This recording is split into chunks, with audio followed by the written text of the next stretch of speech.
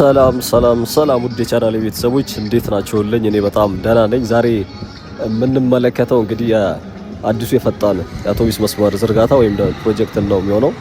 እንደምትመለከቱት የሜክሲኮ ጋር ነው የተነሳ ነው። ከሜክሲኮ በቀጥታ ወደ ቡልጋሪያ ወይም ደግሞ ወደ ቄራ አቅጣጫ እናመራለን። እስከ መጨረሻው ድረስ አብራችሁኝ ቆዩ።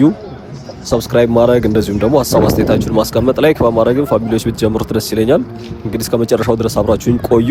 ፕሮግረሱን እንመለከታለን። ከዚህ በፊት ሁለቴ አይተነዋል ይሄን ፕሮጀክት።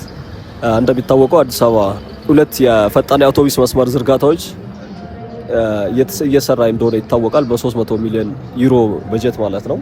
ከዚህ ውስጥ የፈረንሳይ መንግስት በረጅም ጊዜ ብድርና በአነስተኛ ወለድ እንደዚሁም ደግሞ ባበደረው ብድር ማለት ነው በሱና የአዲስ አበባ ከተማ አስተዳደር በጋራ በመሆን ነው ይህን ፕሮጀክት የሚሰሩት።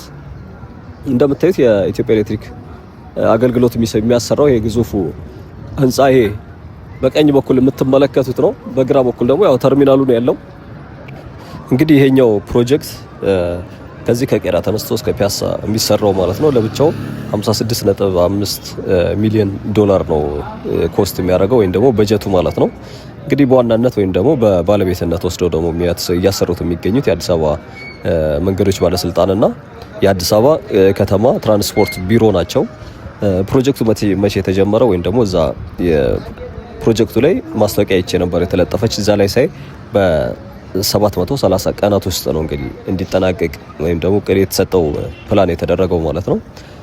እንግዲህ ከመቼ የተጀመረ ለሚለው ደግሞ ጃንዋሪ 12 በዚህ ዓመት 26 ላይ ማለት ነው። ስለዚህ እንግዲህ ወደ 6 ወሩ ሊሆን ነው ማለት ነው። ቢያንስ አይ ቲንክ ስራው እንኳን ባይሆን ማስታወቂያው ከተለጠፈ ኦሬዲ እዛ ላይ የተለጠፈው እንደዛ ስለሚል ማለት ነው ወደ 6 ወሩ አሁን ጁን ላይ ነን ያለ ነው።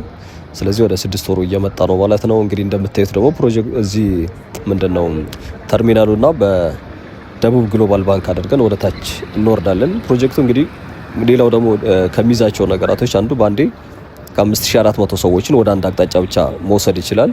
ወይ አሁን ለምሳሌ ከዚህ ከቄራ ወደ ፒያሳ በአንድ አቅጣጫ ባንዴ ማለት ነው 5400 ሰዎች ማስተናገድ ይችላል። ወደ አንድ አቅጣጫ ብቻ ነው መሄድ የሚችሉት ከፒያሳ ቄራ፣ ከቄራ ወደ ፒያሳ ማለት ነው። ያኛውም ሁለተኛው ፕሮጀክት እንደዛው ከፓስተር እስከ አውቶቡስ ተራ ያለውም ሁለተኛው ፕሮጀክት ነው። እና እንግዲህ እስከ መጨረሻው ድረስ አብራችሁን ቆዩ። ሙሉን እስከታች ወይም ደግሞ እስከ ቡልጋሪያ አልፈን ወደ ታች እንወርዳለን። የቄራ ጫፍ ፕሮጀክቱ የተጀመረበት ድረስ አብረን እንጎበኛለን። እንግዲህ ሜክሲኮ እስከ ቄራ ያለው ሰፈር እያበደ ነው የሚገኘው። በነገራችን ላይ በርካታ የሪል ስቴት ተቋማቶች፣ የሆቴል ግንባታዎች፣ ብዙ ነገሮችን እናያለን። አስፋልቱም ከዚህ በፊት ምናልባት የባለፈው ቪዲዮ የምታስታውሱ ከሆነ ተዘግቶ የነበረው ቦታ አሁን እየከፈቱት ነው የሚገኙት። ይሄ ቱቦ መቅበር ምናምን ብዙም ቦታ ጨርሰውታል። እንግዲህ የህብረት ባንክ ይቅርታ የደቡብ ግሎባል ባንክ ሄድ ኦፊስ እዚህ ጋር ነው። ይሄ ቀኝ በኩል ያለው እዚህ ቦታ ላይ ነው የሚሰራው። ያው ከላይ በኩል ድንበር ሆኖ ያለው የኢትዮ ኤሌክትሪክ አገልግሎት የሚያስገነባው እሱኛው ፕሮጀክት ነው። የሜክሲኮ ዋናው መንገድ ይዞ ጫፍ ማለት ነው። እዚህ አካባቢ ሌላው እንግዲህ እነ ገነት ሆቴል የቱሪዝም ኢንስቲትዩት ማዕከል ወይም ደግሞ ማሰልጠኛ ማዕከል አለ ወረድ ብለን። ከዛም ባሻገር ደግሞ ያው ፊት ለፊት ደግሞ በነገራችን ላይ የምታያቸው በርከት ያሉ የባንኮች ሄድ ኦፊስ ትልልቅ ሄድ ኦፊሶች እየመጡ ነው የሚገኙት። ምናልባት ነባር ቤተሰቦች ብታስታውሱ ከሆነ የነዚህ በርካታ ባንኮች ሄድ ኦፊሶች የሚያሰሯቸውን የሜክሲኮ ፕሮጀክት አይተን ነበር እና ወደዛ አካባቢ በርካታ የባንኮች ሄድ ኦፊሶች እየተሰሩ ነው የሚገኙት። እነዚህ አዳዲሶችም ጨምሮ ኦልሬዲ ቦታ ወስደው ፕሮጀክቶች እየጀመሩ ነው። በተለይ አጥረው ምናምን ማስታወቂያ ተለጥፎ ታያላችሁ። እነ ሂጅራ ባንክ እነ ዘምዘም ባንክ አንደኛው በኩል አለ። እነሱ የመሰሉ በርከት ያሉ ተቋማቶች አሁን ላይ እዛ ሄድ ኦፊሳቸውን እየገነቡ ይገኛል። እኛም እንግዲህ ኦልሬዲ ወደ ታጠረው ደርሰን ያለ ነው። ገብተን ደግሞ ወደ ታች ሙሉ ዲቴይሉን እንመለከታለን። እንግዲህ ይህ ፕሮጀክት ያው እንደምታውቁት ከአፍሪካ ህብረት አጠገብ ነው የሚገኘው። እዚህ አካባቢ ያው ሌሎችም ፕሮጀክቶች የሆቴሎች፣ የሪል ስቴት፣ የመስጊድም ኢንፋክት ፕሮጀክት አለ። በርከት ያሉ አሁን ኮንስትራክሽን ላይ ያሉ ዙሪያው እንግዲህ እንደታጠረ ነው ያለው። ኢቭን በግራና በቀኝ ማለት ነው በግንባታ ላይ ያሉ ትልልቅ ሪል ስቴት ተቋማቶች ይገኛሉ። ሞሎች እየተሰሩ ነው የሚገኙት። ምናልባት ከጥቂት አመታት በኋላ ይህ መደዳ በጣም የሚገርም ነው የሚሆነው። እንግዲህ ሌላው የፌዴራል የመንግስት ተቋማቶችም አሉ። የኢትዮጵያ ፌዴራል ፖሊስ የወንጀል ምርመራ ቢሮም አለ። እነ ገነት ሆቴል ጎን ለጎን ናቸው ያሉት። ሌላም አንድ ከመከላከያ ምናልባት የሆነ ክለብ ጋር መሰለኝ የሆነ እንትን አለ አይቻለሁኝ፣ እዚህ ገነት ሆቴል ጋር ሳትደርሱ ማለት ነው። እሱንም እንመለከታለን። ኮሪደሩም እንግዲህ ዳርዳሩ ተጀምሯል። ከዚህ በፊት ከነበረው አንጻር የእግረኛ መራመጃው ማለት ነው እሱም ተሰርቷል። እስካሁን ድረስ ምናልባት አዲስ ነገር አላያችሁም። ካሁን በኋላ ግን ዋናው ፓርት ወደታች ስለሆነ ወደዛ ነው እየሄድን ያለ ነው። በደንብ እንጎበኛለን። እንግዲህ ያው የፋይናንስ ምንጩ እንዳልኳቸው ነው የፈረንሳይ ልማት ኤጀንሲ እና የአዲስ አበባ ከተማ አስተዳደር ናቸው የሚሰሩት። 56.5 ምናምን ሚሊዮን ዶላር ነው በዶላር ማለት ነው የዚህኛው ፕሮጀክት ብቻ። ያው ይሄ ድጋፉ እንግዲህ ወይም ደግሞ ይሄ ፕሮጀክት ሁለት ክፍሎች እንዳሉት ይታወቃል። በዚህ የፓስተር ዊንጌት ወደ አውቶቡስ ተራውም አለ። ይሄኛው አንደኛው መስመር ነው።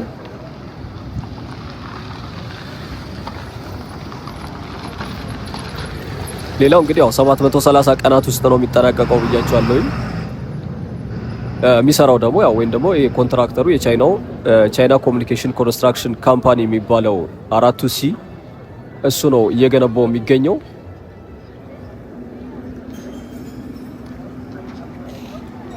እንግዲህ ወደ 20 ስቴሽኖች ይኖሩታል። ከዛ ባሻገር ደግሞ ገባር አውቶቡሶች ወይም ደግሞ ከሌሎች እዚህ መስመር ላይ የሚሰማሩ እነዚህ ኤሌክትሪክ ባሶች ያው በኤሌክትሪክ ነው የሚሰራው ብያቸዋለሁኝ።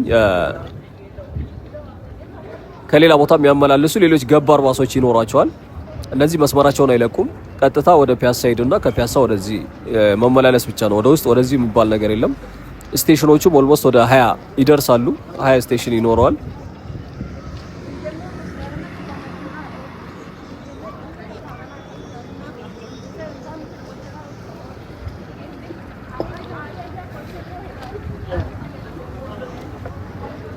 እንግዲህ የፌዴራል ፖሊስ የወንጀል ምርመራ ቢሮ ያልኳችሁ እየተመለከታችሁት የምትገኙት ነው።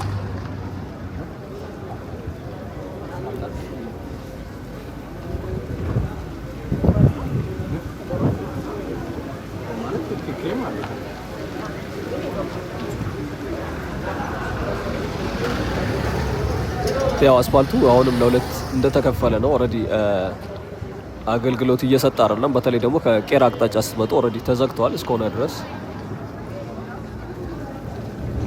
ግማሽ ወረድ እንዳለን ግን ፕሮጀክቱ አንደኛው መሀል አካባቢ ግን ተከፍቶ ወደ ሜክሲኮ በኩል በቀኝ በኩል ከቆርቆሮ ባሻገር በዛ ተሻግረው ማለት ነው ከቆርቆሮ በስተጀርባ በኩል አገልግሎት እየሰጠ ይገኛል።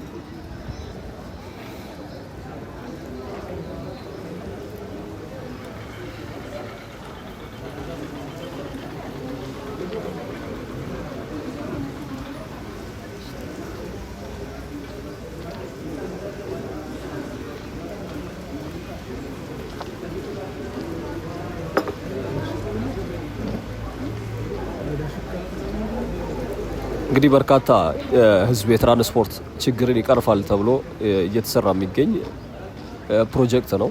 እንደምታውቁት አሁንም አዲስ አበባ ውስጥ አንዱ ተግዳሮት ከሚባሉ ነገራቶች አንዱ የዚህ የትራንስፖርት ኢሹ ነው።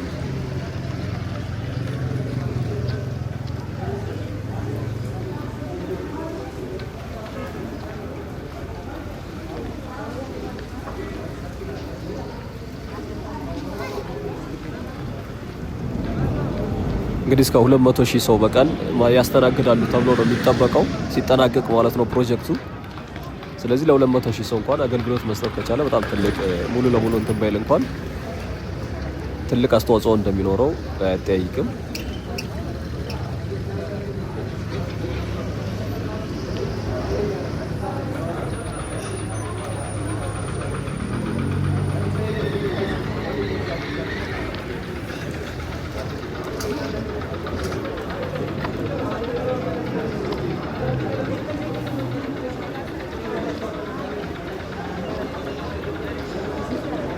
እንግዲህ ከዚህ በታች ቁፋሮ አለ። እንደዚሁም ደግሞ ቱቦች እየቀበሩ ይገኛሉ። አብዛኛው ቦታ እንኳን ከዚህ በታች ያለው ኦልሬዲ ጨርሰውታል። ነገር ግን እዚህ ሆቴሉ በራፍ አካባቢ የሚቆፈር ነገሮች አሉ። ከዛ ወርደን ደግሞ ወደ ታች ወደ ቄራው አቅጣጫ ማለት ነው ወደዛም አካባቢ በተመሳሳይ ቁፋሮች አሉ። እነዚህ ትልልቅ ህንፃዎች ግንባታ የሚገኝበት አካባቢ ማለት ነው።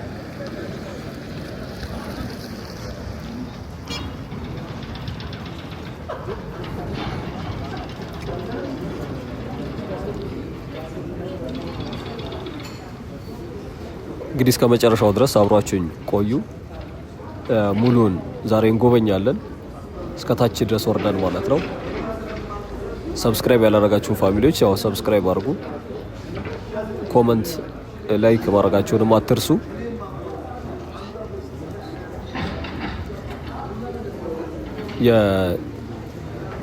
የቱሪዝም ኢንስቲትዩት ቱሪዝም ትሬኒንግ ኢንስቲትዩት የሚባለው ደግሞ ይሄ ፊት ለፊት የምታዩት ሰማያዊዎቹ ህንፃዎች ናቸው። ከዛ ወረድ ብለን ደግሞ ገነት ሆቴልን ነው የምናገኘው። ከዛ ወረድ ስንል ደግሞ በርከት ያሉ የሪል ስቴት ተቋማቶች ግንባታዎች እንጎበኛለን። የሆቴሎች ግንባታ ሻገር ብለን ደግሞ የዚህ ነጃሽ የሚባለው መስጊድ በዛ አድርገን እስከታች ድረስ ነው ዛሬ ጉብኝታችን የምናደርገው። እስከ መጨረሻው ድረስ እዩት። በእርግጠኝነት ይመቻችኋል። ፕሮጀክቱ የደረሰበትም እስኪ አብረን እንትን እንላለን። የተወሰነ 15 ቀን ሆኖ ነበር መሰለኝ ወደዚህ ከመጣን።